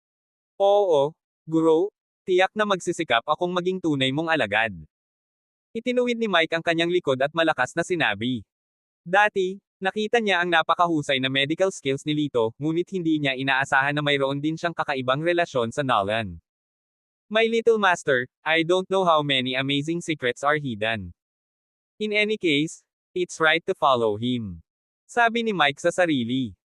Pagkatapos maglakad ng kalahating bilog sa paligid ng bulwagan, sa wakas ay nakahanap si Lito ng isang booth sa tabi ng sarili niyang pabrika ng parmasyutiko sa sulok. Kung ikukumpara sa mga kapansin-pansin at matataas na booth ng ibang kumpanya, ang kanyang booth ay mayroon lamang isang simpleng mesa at upuan na mukhang napakasama. It's unreasonable. Master, hindi ka ba kilala ni Miss Nina? Bakit ang ayos ng booth? Galit na reklamo ni Mike. Kabanata 108. Nang makita ang galit na ekspresyon ni Mike, mahinang ngumiti si Lito. Hindi mahalaga. Nakita siguro ng staff na isa itong C-grade pharmaceutical factory, kaya inayos nila ang ganoong kaliit na posisyon sa isang sulok. Tahimik siyang umupo, naglabas ng ilang maliliit na bote ng salamin, at inilagay sa mesa. Ang bote ng salamin ay naglalaman ng walang kulay na transparent na likido, tulad ng tubig. Curious na tanong ni Mike, Guro, ano ito? Tubig ng kalamnan. Mahinahong sabi ni Lito. Nakakamangha kapag narinig mo ang pangalan, tiyak na napakalakas. Ngumisi si Mike, hindi nag-iisip ng kung ano paman, dapat nasa lugar ang pambobola. Sa sandaling ito, isang mapang uyam na boses ang biglang nagmula sa tapat. Anong nangyayari sa Nolan? Paanong lahat ng uri ng magugulong manufacturer ay nakakalusot at gustong basagin ang sarili nilang brand? Tumangala si Lito, at isang dalagang nasa 20s mula sa kabilang booth ang nagsalita. Siya ay mukhang maganda na may katangi-tanging pampaganda, mahabang itim na buhok na nakatali sa likod ng kanyang ulo, isang lavender tight suit, na nakabalot sa isang matikas na payat na baywang at balakang, tuwid at balingkinitang mga binti, tiyak na siya ay isang kagandahan. Sa sandaling ito, ang dilag ay nakatingin sa display board sa kanyang harapan na may mapanlate na mga mata. Ang sign ay malinaw na nakasaad, Badok Lino Pharmaceutical Factory, Grade C, maliban doon, walang ibang panimula. Sa kabilang banda, sa panig ng kagandahan, ang buong lugar ng eksibisyon ay binubuo ng higit sa 20 mga mesa at cabinet, at higit sa 12 mga tauhan na nakauniporme ay abala. Tumingin ang mga mata ni Lito sa display board ng kanyang tahanan. Jins Pharmaceutical Company sa Badok City, Grade A++, bilang karagdagan, mayroong isang grupo ng mga pagpapakilala ng iba't ibang karangalan, R&D personnel at kinatawan ng mga gamot. A++? No wonder ang yabang mo. Walang magawang umiling si Lito, nang makitang ang kabilang partido ay isang magandang babae, hindi siya nag-abalang makipagtalo sa kanya. Sa hindi inaasahang pagkakataon, walang humpay ang magandang babae, tinuro siya at sinabing. Hoy! Mula sa Lino Pharmaceutical, mangyaring lumipat sa ibang posisyon. Inilibot ni Lito ang kanyang mga talukap, bakit? Hinawakan ng magandang babae ang kanyang mga braso, at ang kanyang magandang mukha ay puno ng kayabangan. Dahil may C-level na pharmaceutical factory dito, ibababa nito ang grade namin. Sok! Ngumisi si Lito, sa palagay ko ay hindi ninyo ibinaba ang aking antas, dapat kayong magpasalamat. Ano? Akala ng dilag ay mali ang narinig niya, kaya't natawa siya ng galit, hindi ko talaga alam ang taas ng langit at lupa. Miss Yu Wei. Sa oras na ito, dumating ang isang figure na pamilyar kay Lito, ito ay si Linda. Nang makita ng dilag si Linda, bihira siyang magpakita ng nakangiting mukha, Linda, nandito ba ang iyong exhibition area? Itinuro ni Linda ang kabaligtaran, nandyan lang. Gayunpaman, sa sandaling lumingon siya, nakita niya si Lito, at ang kanyang mukha ay biglang lumubog. Sa hindi inaasahang pagkakataon, ang stall ng pamilya Argel ay talagang nasa tabi ni Lito. Nang makitang hindi tama ang kanyang ekspresyon, nagtanong ang kagandahan. Itong makulit na lalaki, kilala mo ba siya? Ngumisi si Linda, syempre kilala ko. Nang matapos siyang magsalita ay bumulong siya sa tenga ng magandang babae. Ang kagandahan ay biglang lumiwanag, at ang hitsura ng pang-aalipuste sa mga mata ni Lito ay lumakas ng lumakas. Siya pala, ang basurang pinalayas ng bahay. Ang mga salitang ito ay naging sanhi ng halos kaluskos ng mga tainga ni Lito, at hindi siya natinag. Sa kabaligtaran, agad na sinaway ni Mike ang galit, matapang, hindi mo maaaring insultuhan ang aking master ng basta-basta. Ang tapang mo. Alam mo ba kung sino si Miss Yue? Tinaas ni Linda ang kanyang kilay at buong pagmamalaki na sinabi, siya ay anak ng Jeans Pharmaceutical, at ang magiging pinuno ng pamilya Jin, si Yue Jin. Nang marinig ito, bahagyang nagbago ang kutis ni Mike, naisip niya ito, at pansamantalang nagtanong, ang pamilyang Jin. Ang pamilyang Jin ba ang gumagawa ng babaw Rongshenwan? May kaunting kaalaman ka. Nang makita ang pagtataka sa mukha ni Mike, ang bibig ni Yue ay nagpakita ng mapang-asar na tingin. 8 treasure velvet at ginseng balls. Sumimangot si Lito, mukhang naguguluhan.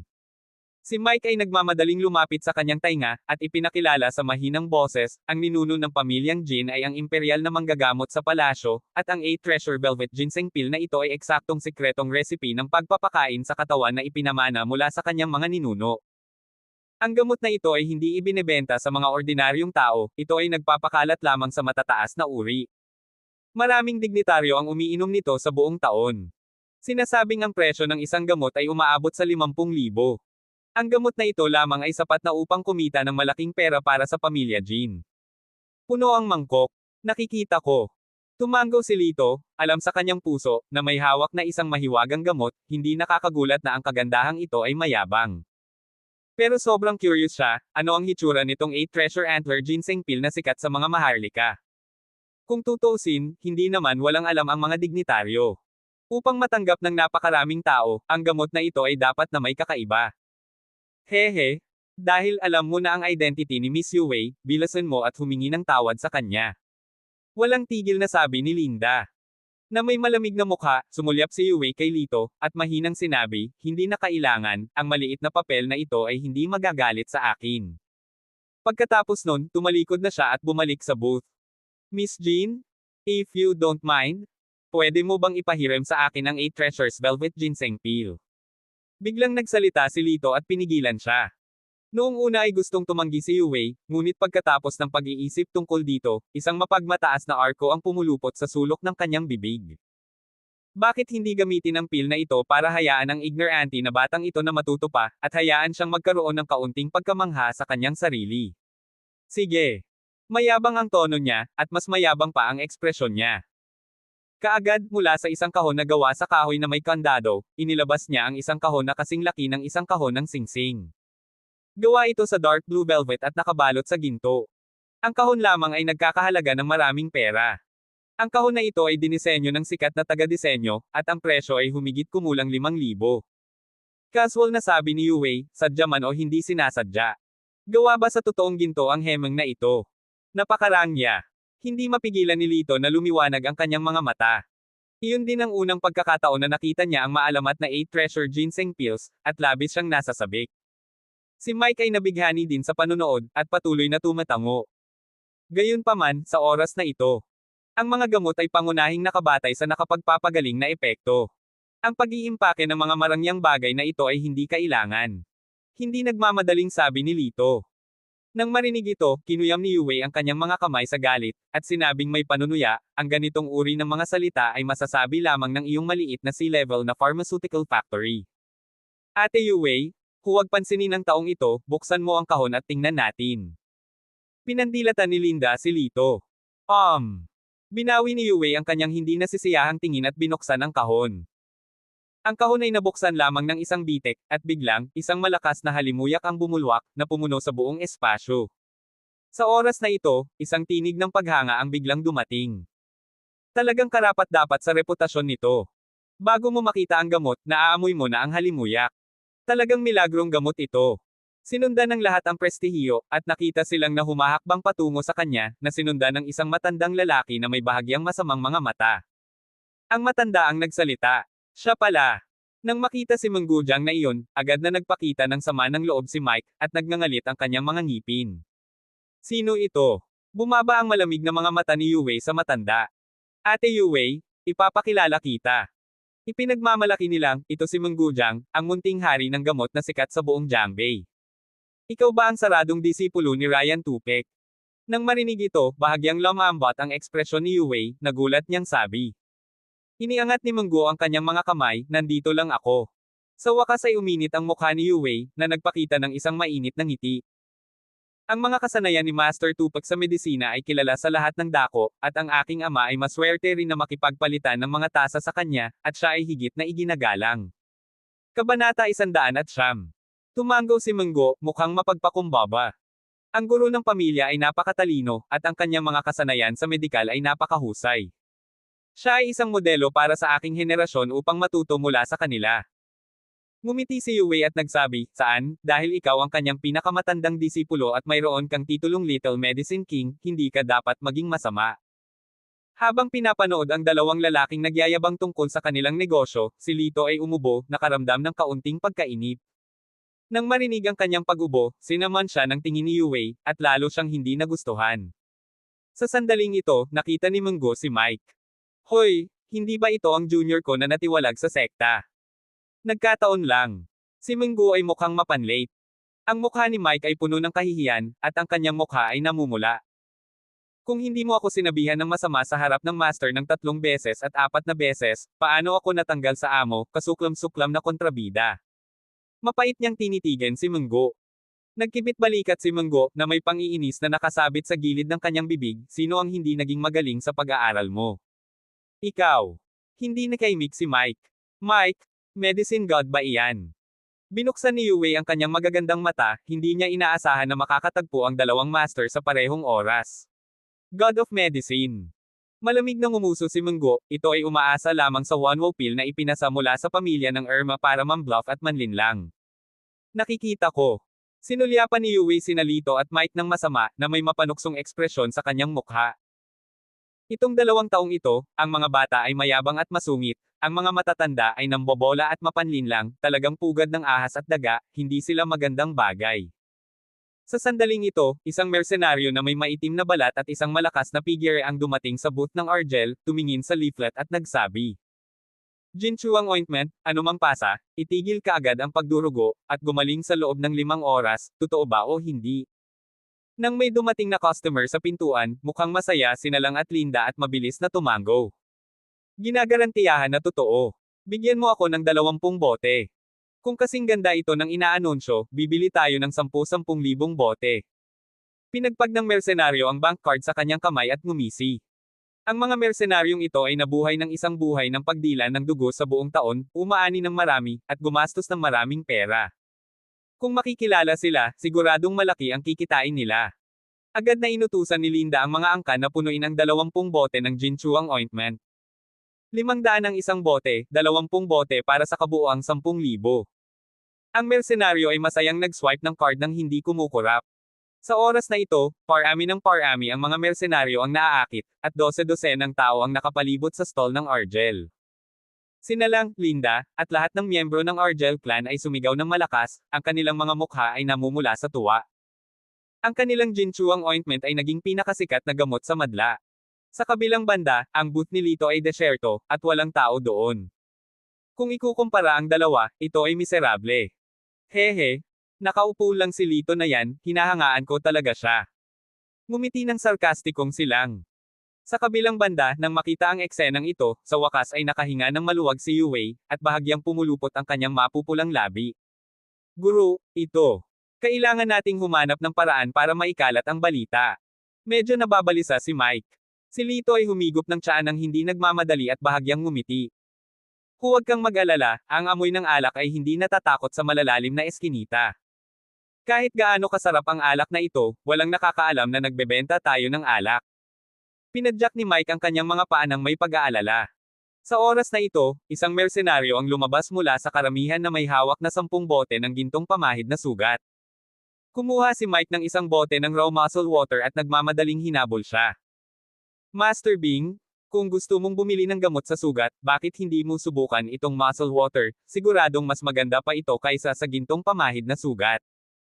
Sa gilid, umiling si Lito, ang mic na ito ay talagang hindi makayanan ang kanyang galit, natatakot akong magdudulot ito ng gulo. Tumaas ang kilay ng mersenaryo, mas maganda ba ito kaysa sa gintong cream? Tiningnan niya ang walang kulay at walang amoy na likido, na may naiinis na mukha, hehe, bakit sikat na sikat ang Jinchuang ointment, pero walang pakialam sa gamot mo, huwag mo akong takutin. Ang mersenaryo ay umungal at aalis na sana, ngunit pinigilan siya ni Mike. Talaga, kung gumagana, malalaman mo kung susubukan mo. Inip siyang itinulak ng mersenaryo sa dibdib at galit na sumumpa, "Old man, huwag kang hamarang sa akin." Ang mga mersenaryo ay kasing lakas ng mga baka, si Mike ay walang gaanong martial arts at matanda na, kaya siya ay itinulak sa lupa sa isang iglap. Hindi man lang siya nilinggan ng mersenaryo, at tinabihan siya para umalis. Sa oras na ito, isang figure ang huminto sa kanyang harapan. Sa pagtingin sa taong nasa harapan niya, naiinip ang mersenaryo.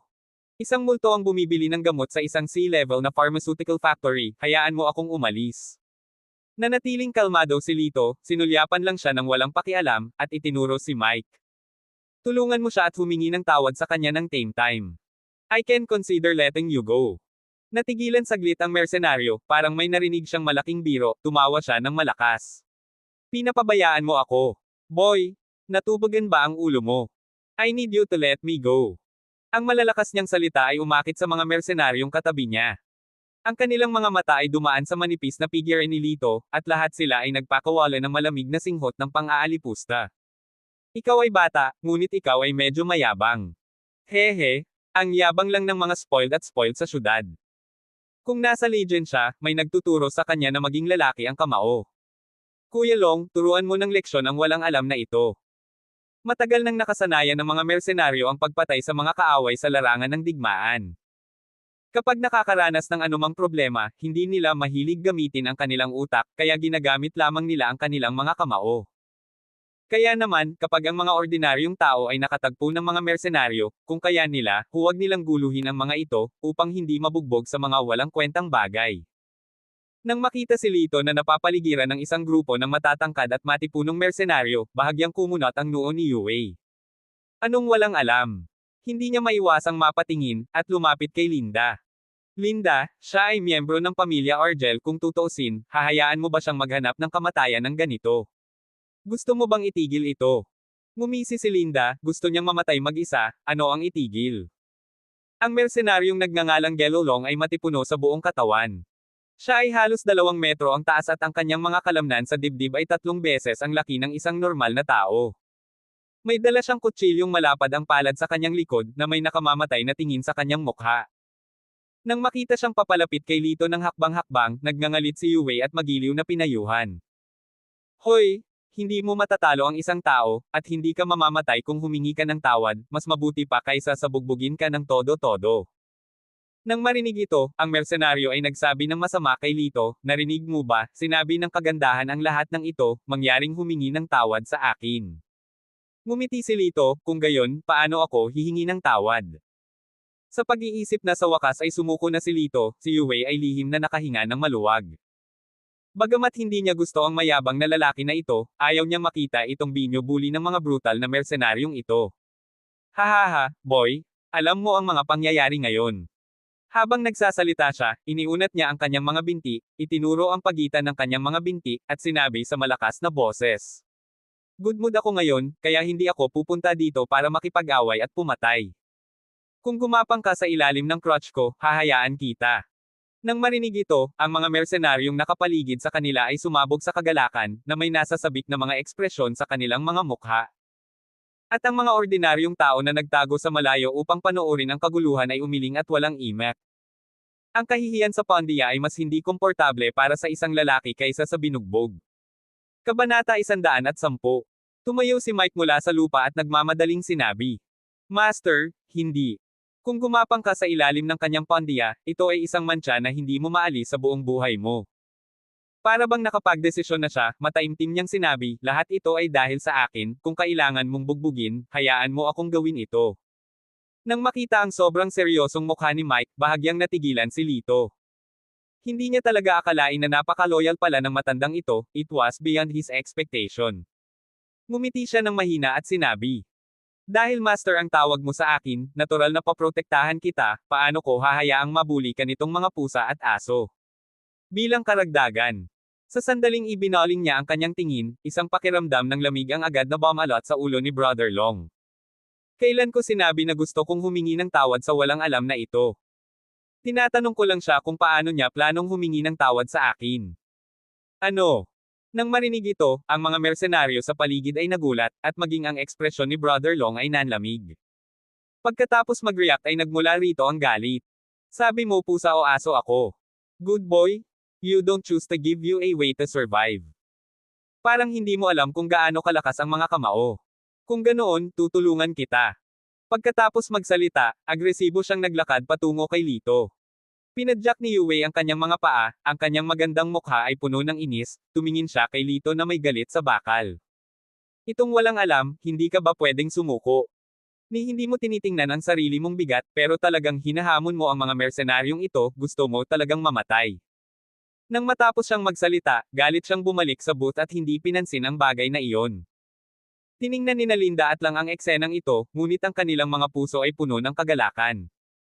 Kung mapilayan o mapatay si Lito sa tulong ng mga mersenaryong ito, makakapagligtas ito ng maraming problema. Huli na para sabihin ito, ngunit sumugod si Brother Long, at ang kamay na bakal ay nagdala ng malakas na hangin, at humampas patungo sa mukha ni Lito. Diretsyong ipinikit ni Yue ang kanyang mga mata, masyadong natatakot na tumingin pa. Gayunpaman, sa sumunod na segundo, nagkaroon ng bulalas mula sa karamihan. Hindi pwede. Paano ba naman ako nasisilaw? Nang marinig ang nagulat na mga boses na ito, iminulat ni Yue ang kanyang mga mata. Then, she saw a scene na hinding-hindi niya makakalimutan. Nakitang hindi gumagalaw si Lito, ngunit direktang iniunat ang kanyang mga kamao, at hinarap ang mga mersenaryo ng direkta. Boom! Ang dalawang kamao ay balanse, isang kamao na kasing laki ng isang ordinaryong tao, at isang kamaong bakal na 3 beses ang laki ng isang ordinaryong tao, at ang visual impact ay napakalakas. I have to say, medyo mabait ang batang ito, he dares to be tough with Brother Long, siya ang champion ng boxing sa team namin. Bulong ng isang mersenaryo. Sayang naman, bata pa naman. Bago sila matapos magsalita, ang natitirang mga salita ay natigil sa kanilang mga lalamunan, at isang surreal na larawan ang makikita sa kanilang mga eyeballs. Tila nasuntok ni Brother Long ang tumatalbog na bola, at sa isang putok, lumipad siya pabalik at dumulas ng 3 o 4 na metro sa lupa. Sa kabilang banda, medyo matatag ang figure ni Lito, ang kanyang mga paa ay hindi gumagalaw ng kaunti, ang kanyang kaliwang kamay ay nasa likod ng kanyang likuran, at bahagya niyang binawi ang kanyang kanang kamao. Sa isang iglap, tumahimik ang mga nagmamadaling mersenaryo. Nanlaki ang mga mata ng lahat, nakatingin kay Lito na hindi makapaniwala, na parabang ang 3 pananaw ay ganap na nasira. Nguso. Nagpumigla si Brother Long na bumangon, noon lang malinaw na nakita ng mga tao na ang kanyang kanang kamay ay napunit, nakayuko sa hugis ng kuko ng ibon, hindi makagalaw, halatang bali ng husto. Paano kayang tamaan ng ganito ng isang suntok, kamay na bakal yan? Noon, kahit tamaan man ni Kuya Long ng marka ang bakal na plato, hindi ito masisira. Paano siya makakabasag ng buto pagkatapos masuntok ng ganito? Nagkaroon ng mga pagsabog ng malamig na hangin, sunod-sunod, ang bawat mukha ng mersenaryo ay puno ng malalim na pagkabigla. Sa oras na ito, biglang nagkaroon ng inspirasyon ang isang mersenaryo at nanginginig na nagsabi. Pwede bang? Ang batang ito ay isang inner strength martial artist. Sa sandaling lumabas ang mga salitang ito, ang lahat ay natigilan saglit, at pagkatapos ay isang hitsura ng takot ang lumitaw sa kanilang mga mukha. Paano ba kasi, napakabata niya? Kung hindi dahil sa lakas ng loob niya, paano niya mababali ng isang suntok ang kamay ni Kuya Long? Sa sandaling ito, tumingin si Yue kay Lito na may komplikadong mga mata. Nang makita niyang binubugan niya ang mersenaryo ng isang suntok, natural na nagulat siya, ngunit kaagad, kumalma siya. Ang kay-abangan mo pala ay dahil sa kakayahan mong ito. Gayunpaman, may mga tao na lampas sa tao, at may langit na lampas sa langit. Sa mata ng mga tunay na amo, ang kakayahan mo ay parang larong bata. Kung patuloy kang laganap, balang araw, babagsak ka ng husto. Umiling siya at umalis na bigo. Sina Linda, Lang at lahat ng miyembro ng pamilya Argel, na nasa sabik pa rin ngayon, ay tila binuhusan ng malamig na tubig at lahat sila ay napatay sa sandaling ito. Sa sandaling ito, isang malakas na dagindong ang biglang dumating. Napakatapang mo, naglakas loob kang saktan ang mga tao ng aking Iron Blood Legion, iniisip mo talaga na ako, si Leopard Hua, ay isang palabas. Nang marinig ang salitang Leopard Hua, agad na napatingin ang lahat at tumingin sa direksyon ng boses. Nandito na si Kuya Leopard. Nakikita ang isang nasa katanghaliang gulang na lalaki na may matipunong figure at isang solemn na mukha, tuloy-tuloy na naglalakad. Ang kanyang mga hakbang ay hindi kasing agresibo ng kay Brother Long na may nakamamatay na tingin, ngunit napakagaan at maliksi.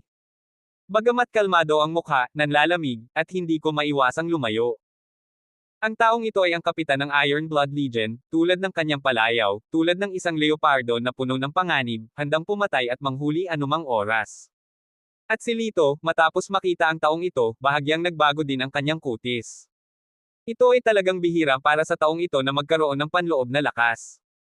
Ang mga ordinaryong martial arts practitioner ay may mga pamamaraan ng pagsasanay na ipinasa mula sa mga ninuno, at medyo madaling pumasok sa panloob na lakas. At ang mga mersenaryong ito ay ganap na malakas, na nagpainit ng kanilang mga katawan sa hindi mabilang na mga digmaan, at kapag ang panlabas na lakas ay sapat na malakas, sila ay magtatagpo at bumuo ng panloob na lakas. Ang prosesong ito ay maaaring tumagal ng mga dekada o kahit ilang mga dekada. Ang pagkakaroon ng karanasan sa binyag ng dugo at apoy sa ganitong paraan, ang panloob na lakas na nabuo ay ilang beses na mas malakas kaysa sa nabuo ng mga martial arts practitioners ng parehong antas. No wonder sobrang yabang ni Kuya Long. May master pala sa likod niya. Sa pag-iisip nito, ngumiti si Lito at umiling. Nang makita si Lito na nakangiti, huminto si Brother Hua at itinaas ang kanyang kilay, anong tinatawa-tawa mo?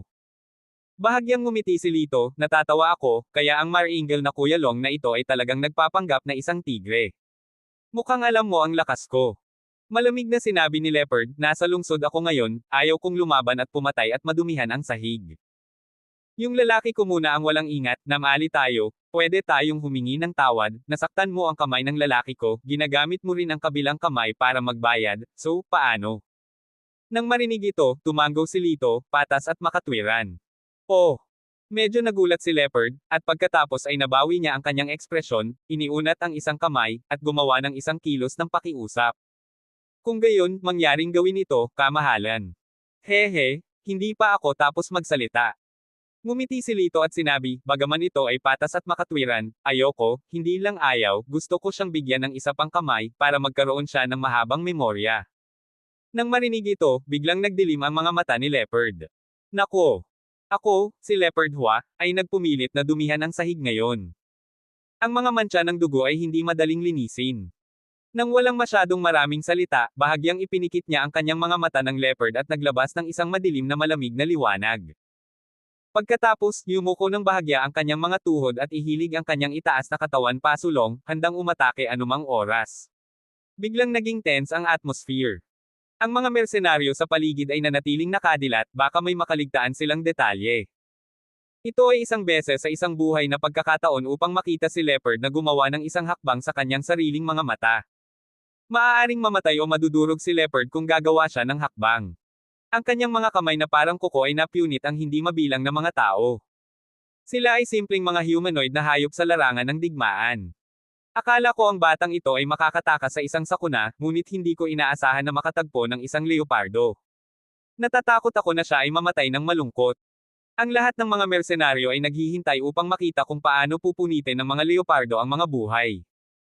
At ang pamilyang Argel, na dati nang nalulumbay, ay muling nabuhay sa sandaling ito, at silang ay nasa sabik na halos siya ay pumalakpak at magsaya. Tingnan mo ang kalamangan, bata. Sa isang kisap mata, si Leopard ay lumipad na parang pana mula sa isang tali. Sa isang kisap mata, naglakbay siya ng mahigit 10 metro at nakarating sa harap ni Lito. Sa bilis at lakas ng pagsabog, mas malala pa ito kaysa sa totoong pangangaso ng Leopard. Nang akala ng lahat ay napagdesisyonan na ang kamatayan ni Lito. Isang manipis na figure ang biglang sumulpat mula sa karamihan at bumangga kay Leopard. Boom! Sa isang malakas na putok, ang dalawang figure ay tumalbog sa isa't isa at damapo sa lupa. Si Leopard ay sumuray-suray, umatras ng higit sa 10 hakbang, ang kanyang mataimtim na ekspresyon ay biglang nagbago, at sumigaw. Sino? Nang iangat niya ang kanyang mga mata at makita ang taong paparating, biglang lumiit ang kanyang mga mata, at ang kanyang ekspresyon ay parang nakakita ng multo.